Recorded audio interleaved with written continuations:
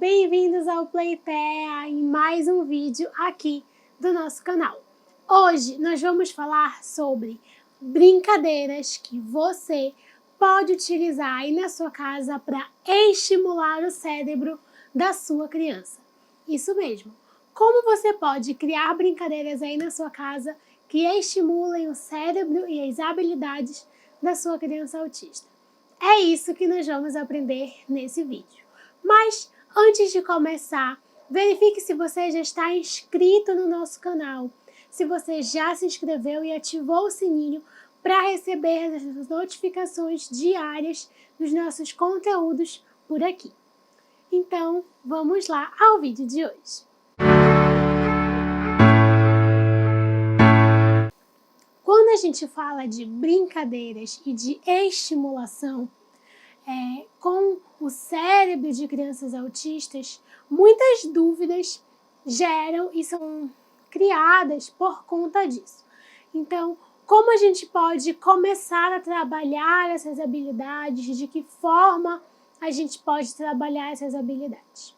Quando a gente fala de brincar, a gente precisa falar também de estímulos. Então, todas as coisas que você realiza aí na sua casa todos os dias com a sua criança é um estímulo e está enviando um estímulo para o cérebro dela. Então, quando você brinca, quando você canta uma música, quando você conversa, quando você ensina algo, quando você mostra algo para essa criança, todas essas informações estão sendo captadas pelo seu cérebro e armazenadas lá na caixinha de informações. Então é assim que as crianças vão aprendendo as coisas, vão conhecendo o mundo. Elas vão sendo apresentadas para estímulos e esses estímulos vão enviando informações para esse cérebro e fazendo com que ele armazene mais informações. Então, quando a gente conta uma história, quando a gente canta uma música, quando a gente mostra um brinquedo, quando a gente dá um alimento novo, quando a gente muda a temperatura da água, quando a gente muda o aroma do perfume, todas essas coisas simples do dia a dia são características que a gente vai agregando à nossa personalidade, à nossa rotina. E a criança vai percebendo e absorvendo essas informações. Assim, ela vai captando esses estímulos e aprendendo com eles. E quando a gente brinca com as crianças, mais especificamente, ou brincar, a gente consegue enviar uma gama de estímulos para esse cérebro ao mesmo tempo. Porque a brincadeira envolve muitas características e envia muitas informações para esse cérebro processar e absorver. Então, é brincando que as crianças aprendem e é por esse motivo que elas aprendem brincando, porque o brincar é muito rico em estímulos, é muito rico em informações, é muito rico em diversidades. E são essas diversidades de estímulos que vão sendo enviadas gradativamente para o cérebro daquela criança e vão fazendo com que ela aprenda a brincar, que ela conheça os brinquedos, conheça as formas, conheça os números, conheça as cores e conheça a forma de lidar, de manusear aquilo. É por esse motivo que as crianças normalmente começam a imitar os comportamentos dos adultos com os seus brinquedos. Imitam as suas ações com os brinquedos. Porque você pode dar banho, dar comida, brincar.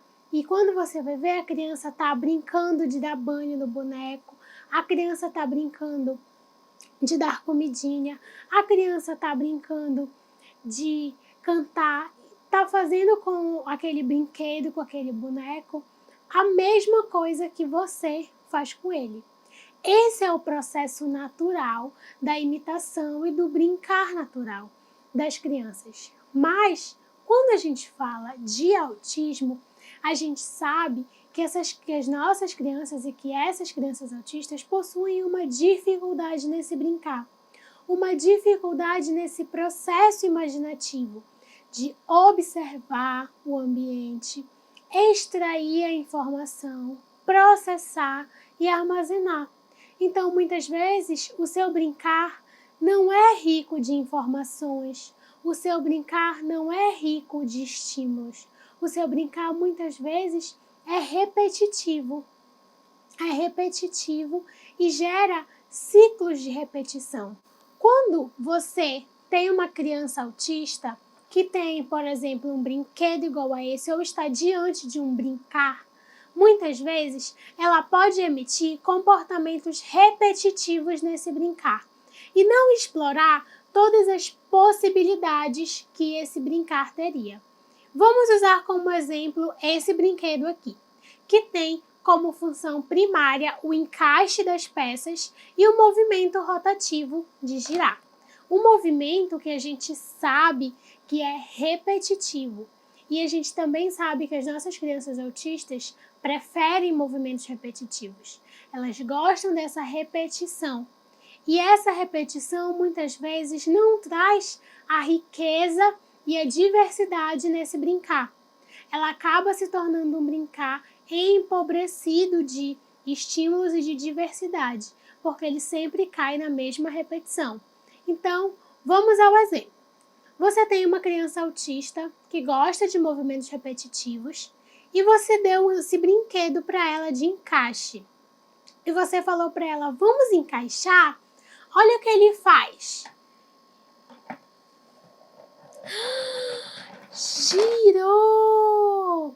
E a partir do momento que ela percebeu o comportamento desse brinquedo estruturado, que é de girar, ela vai pegar todas as peças e encaixar nesse brinquedo, porque ela quer ver esse movimento aqui acontecendo, de girar. E o que ela pode fazer quando esse brinquedo está realizando essa ação repetitiva que é do interesse dela? Ela pode emitir sons, ela pode realizar estereotipias, ela pode ficar agitada, ela pode dar saltinhos, ela pode bater palmas, ela pode ficar animada e normalmente esses comportamentos são o que acontecem quando as crianças estão diante de movimentos repetitivos que são do seu interesse.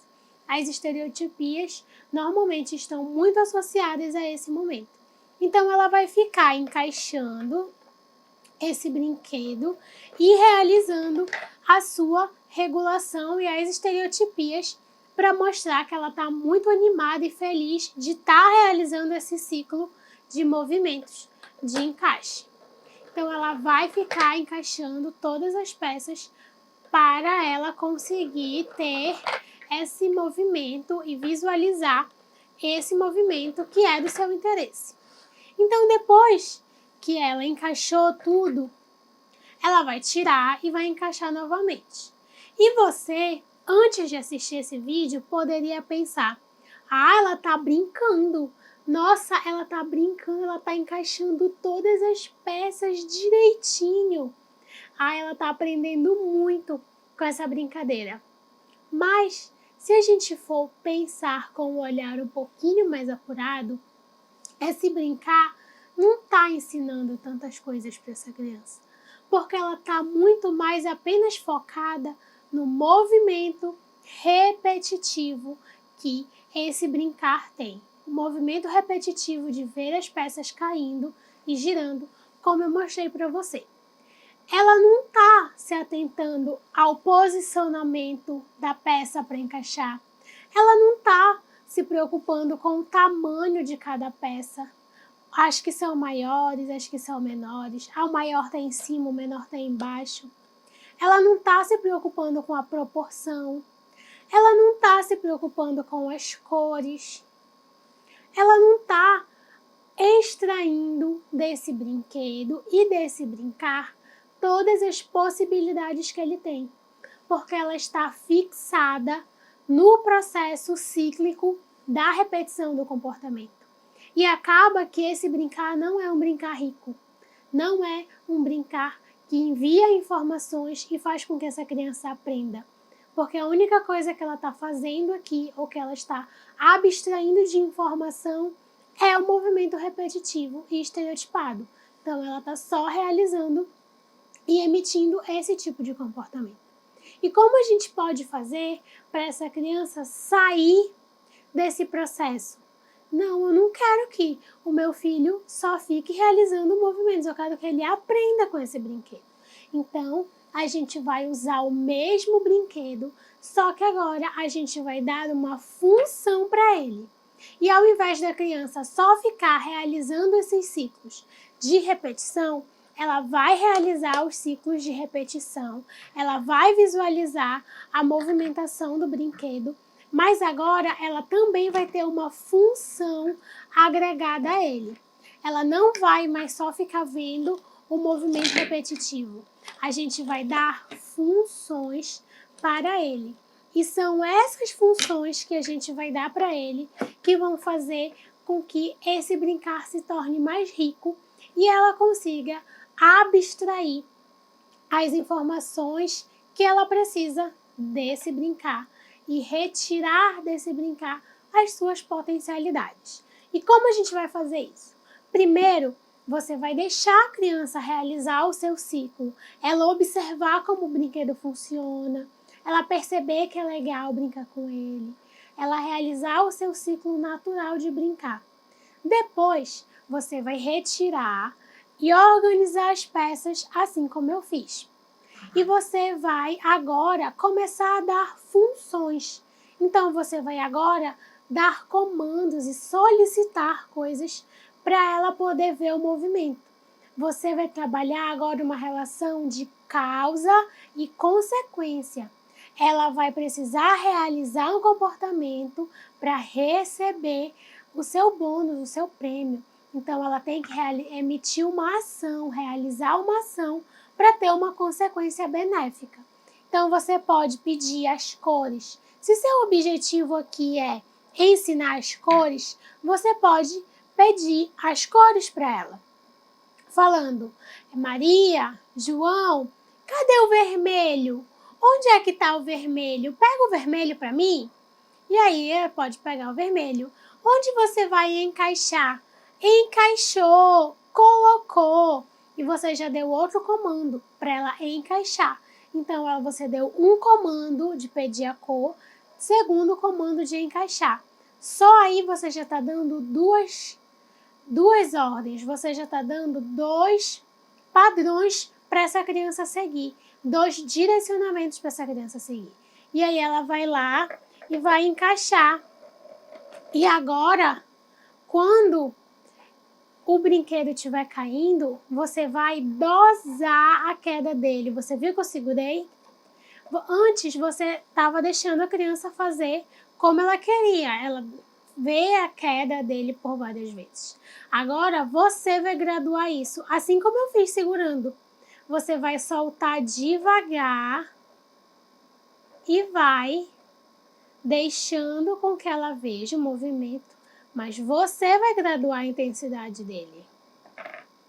Assim, a criança vai perceber que ela vai ter o que ela quer, sim, mas ela precisa emitir o comportamento que você solicitou, que é de pegar a corzinha e encaixar.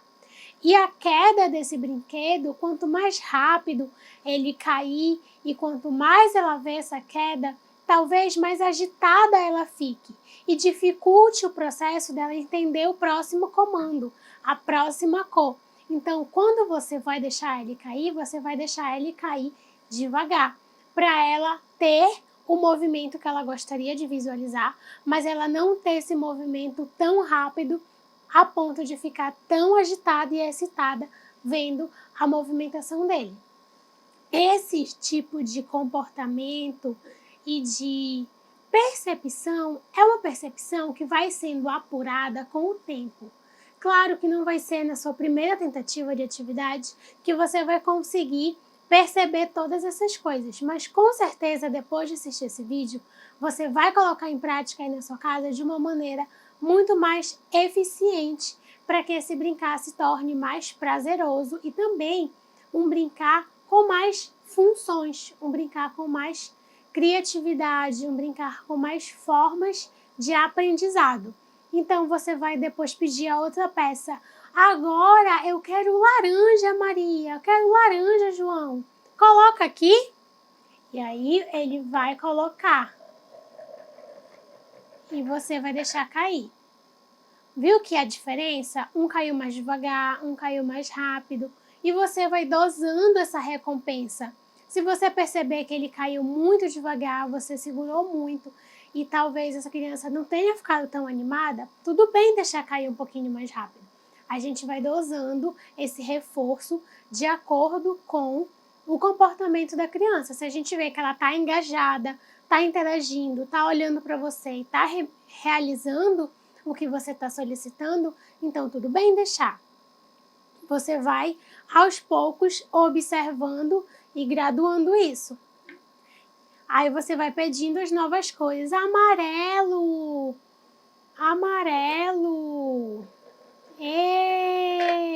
E o roxo? Roxo! Agora o verde! Vermelho! Opa! Esse é o vermelho? E agora você quebrou o ciclo da criança. Ela já estava adaptada a pegar a cor que você pediu. Mas agora eu estou dando o mesmo brinquedo, o mesmo estímulo e eu troquei. Eu fiz com que ela mudasse a direção que ela estava seguindo. Agora ela vai parar e olhar para o que ela está fazendo. Opa, será que é mesmo vermelho? Ou é azul? Você vai causar essa dúvida e fazer com que ela ative as suas lembranças antigas do que é o vermelho, como é a cor vermelha, como é a cor azul, para poder responder para você, não, é azul. Ou talvez, se a sua criança tem dificuldades na fala e atrasos na fala, ela pode ainda não falar, mas ela pode balançar a cabeça, ela pode sorrir, ela pode demonstrar de alguma maneira que ela percebeu que aquilo ali que você falou não foi o correto. Então, você vai também diversificando esse brincar. E assim, ativando essas conexões que são tão importantes para as nossas crianças aprenderem através do brincar. Uma outra brincadeira que é super legal e você pode fazer aí na sua casa para estimular a sua criança e o cérebro da sua criança é uma brincadeira que todos nós já devemos ter feito alguma vez sem nem saber a quantidade de habilidades e de potencialidades que ela tem, que é brincar de cócegas. Isso mesmo. Quando você brinca de fazer cócegas na criança, você vai dar a ela uma descarga de emoções ali, naquele momento. Então, você vai fazer cócegas e normalmente a criança se contorce, sorri, e você está dando primariamente um estímulo tátil. Você está tocando na pele dela e causando, provocando uma sensação que dá a ela vontade de sorrir, de rir, né? Que é engraçado. Então, primariamente, você está dando ali um estímulo tátil muito grande, um estímulo tátil potente que faz com que ela perceba esse movimento, esse momento e sorria. Depois do estímulo tátil, você está dando um estímulo afetivo, emocional. Então, quando você faz cócegas, você olha para a criança olha para você, devolve o olhar, sorri, e ali acontece uma troca de olhares, uma troca de sentimentos, uma troca de carinho, e faz com que o vínculo entre o pai, a mãe, a criança se estabeleça, cria emoções, cria memórias afetivas, lembranças afetivas, e a gente ensina e envia essas informações para esse cérebro que aquele momento é um momento prazeroso, é um momento afetivo, é um momento de trocas, é um momento saudável de interação. Saudável de interação entre aquelas pessoas. Então, além das questões táteis, a gente também tem as questões emocionais. E a terceira emoção que a gente desperta e que a gente pode trabalhar com as cócegas são os comandos. Isso mesmo. Quando você tá fazendo cócegas, normalmente a criança tá rindo e você para uma hora, né? Se você já brincou de fazer cócegas na sua criança, você faz cócegas e depois você para. E normalmente elas ficam ali paradas, esperando, criando uma expectativa de você voltar a fazer e ela voltar a ter aquela sensação prazerosa.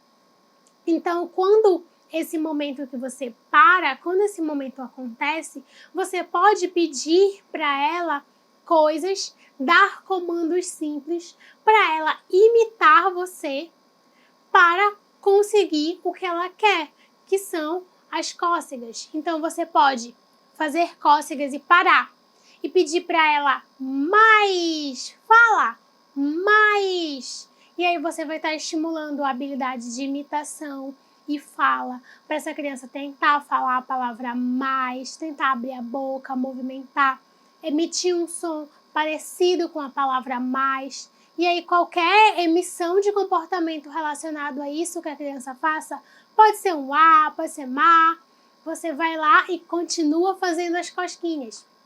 Você pode pedir para ela, quando você parar de fazer cosquinha, ela ficar naquela expectativa para você continuar.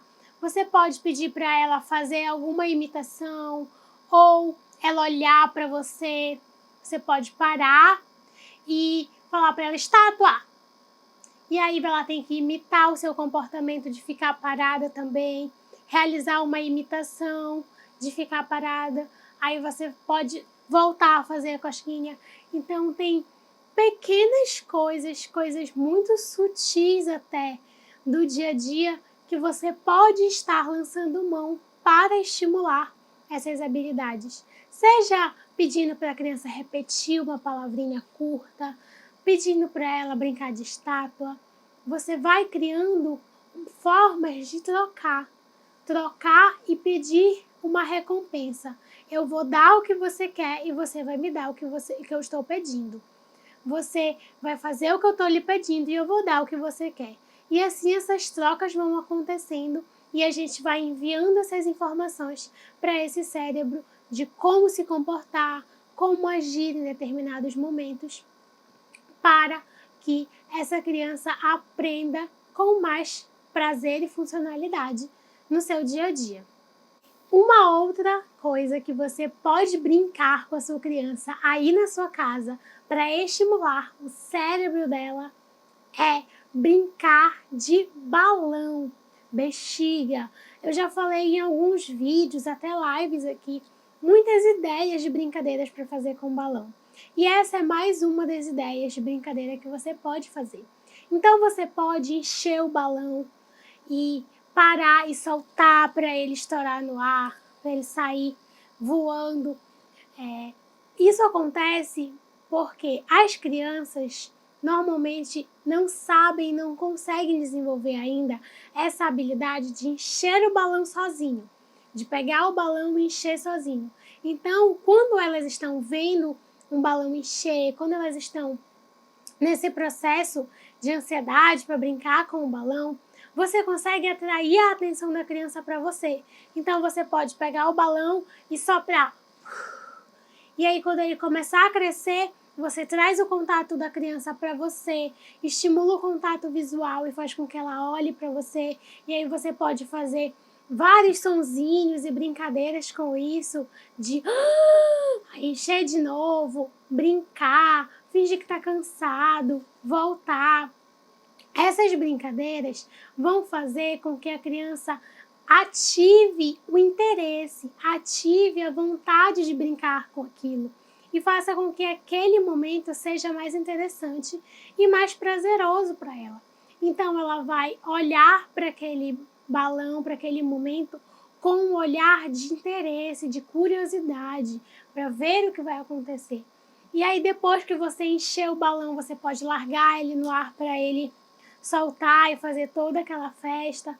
E aí a criança pode ir lá, pegar o balão de novo para você e você já vai dar mais um comando de pega para mim, para ela ir lá, pegar, dar para você. Você está trabalhando um comando e uma ação. Ela foi lá, pegou e deu para você, porque ela quer ver ele encher de novo. Depois que esse balão encher, você pode trabalhar essas relações de brincar e compartilhamento do brincar. Jogar o balão para ela, pedir para ela jogar o balão de volta para você. E assim você vai trabalhando essas relações de troca e de brincar compartilhado. Tudo isso a gente envia muitas informações importantes para o cérebro e faz com que ele capte essas informações e armazene como uma maneira adequada de brincar, uma maneira adequada de se comportar e de agir diante de uma brincadeira. Também é uma atividade super importante. Mais uma atividade que é muito legal e super baratinha de fazer é a brincadeira de bolhas de sabão. Isso mesmo, aquelas bolhas que você pode fazer aí na sua casa mesmo, com canudinho, ou comprar aquele tubinho que tem aquela arte de plástico em que a gente faz as bolhas, sopra as bolhas. E aí a gente consegue trabalhar muitas habilidades. A gente pode estimular a habilidade de sopro, para a criança soprar e ver as bolhas. A gente pode fazer as bolhas e pedir para a criança estourar. E aí ela corre para estourar e trabalha esse planejamento motor, esse comportamento de correr, emitir esse comportamento. Você pode dar para ela comandos de estoura, pula, pega. E aí ela vai tentar realizar para estourar as bolhas. É também uma atividade super rica que a gente pode estar estimulando também aí na sua casa. Mais uma atividade que você pode fazer aí na sua casa, que é muito legal, é a brincadeira de cantar. Você pode, todos os dias, treinar uma música com a sua criança. Você pode selecionar uma música para ela aprender e todos os dias treinar um trechinho dessa música. Ou você pode selecionar uma música por dia, dependendo da habilidade de decorar e de aprender canções da sua criança. E aí, todos os dias você vai inserir essa música em atividades que você vai fazer com essa criança ao longo do dia.